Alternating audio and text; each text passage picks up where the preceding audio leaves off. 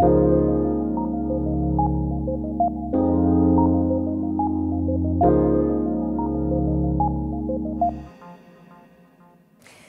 bienvenue sur Weblex TV. Aujourd'hui, on va parler du statut d'entreprise. Pour en parler avec nous, pour répondre à nos questions, Xavier Delabarrière, expert comptable chez ECL Direct. Bonjour Xavier. Tout simplement, lorsqu'on crée une entreprise, on a le choix entre 6 ou 7 types, donc la SARL, le URL, la SASU, etc. J'en oublie forcément. Est-ce que vous allez pouvoir nous expliquer comment on s'y prend pour choisir son statut d'une manière concrète et simple? Bon. Alors, en fait, c'est plus simple qu'on ne le dit. Vous allez le voir, il suffit de bien définir les priorités. Et pour commencer, il faut faire deux groupes. Le cas, les entreprises qui correspondent en fait à des projets portés par un seul associé et les entreprises dans lesquelles on a plusieurs associés. Avec la SARL et SARL, SAS, voilà, tout à fait. On va en parler. Et si je suis seule, qu'est-ce qu'il faut que je fasse? Donc si vous êtes seul,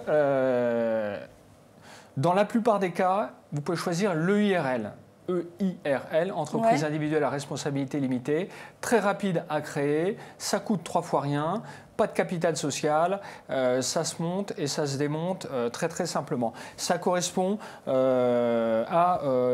besoins de 80% des projets d'entreprise. Alors, si vous avez besoin de rassurer vos partenaires, si vous avez un projet qui est plus ambitieux, que vous avez besoin des banquiers ou de fournisseurs, là, il faudra plutôt s'orienter vers une SARL ou une SASU. Alors dans ce cas, quelle différence entre URL et SASU? Alors, le URL et la SASU, c'est deux statuts qui sont très proches l'un de l'autre.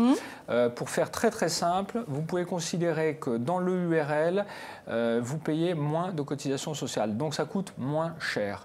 Et dans la SASU, vous allez avoir une meilleure retraite, vous allez payer un peu plus de cotisations sociales, ça coûte un petit peu plus cher. C'est donc une question de priorité. Vous voulez dépenser moins, allez plutôt vers le URL, et vous voulez une meilleure retraite, allez plutôt vers la SASU. Et pour ces questions, l'entreprise individuelle n'a pas lieu d'être? L'entreprise individuelle pure et dure, depuis la création et l'apparition de l'EIRL, on n'en parle plus, puisqu'une EIRL, c'est une entreprise individuelle à responsabilité limitée. Très bien, cette question est réglée. Maintenant, on a parlé de si j'étais seule. Si on a des associés, qu'est-ce qu'il faut choisir? Alors, si vous êtes à plusieurs, vous avez le choix, pour faire simple, là aussi, entre SAS ou SARL. La SAS, vous la choisirez si vous avez besoin de... si votre priorité, en fait, c'est de préparer votre retraite. Vous allez payer un peu plus de cotisations sociales, ça va vous coûter un peu plus cher, mais vous auriez une retraite un peu meilleure. Si votre priorité, c'est de dépenser le moins possible, alors là, choisissez plutôt la SARL. Grâce au régime des travailleurs non salariés, de cotisation des travailleurs non salariés, vous paierez moins de cotisations sociales, ça vous coûtera moins cher, et donc, au final, vous aurez dépensé moins. Donc c'est aussi simple que ça? C'est aussi simple que ça, j'ai un petit peu simplifié, mais voilà, c'est aussi simple que ça, pratiquement. Vous ne nous avez pas parlé quand même de la société anonyme, ni même de la SNC ou de la SCI? Non, alors les sociétés anonymes, c'est vraiment destiné à des projets lourds, des projets dans lesquels il y a au moins 7 actionnaires, donc plutôt des projets sur lesquels il y a des levées de fonds, par exemple, des startups qui ont des projets un peu très structurés. Les SNC, j'en parle pas, ça ne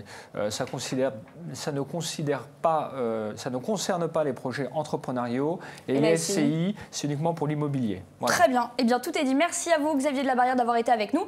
Et à très vite sur Weblex TV.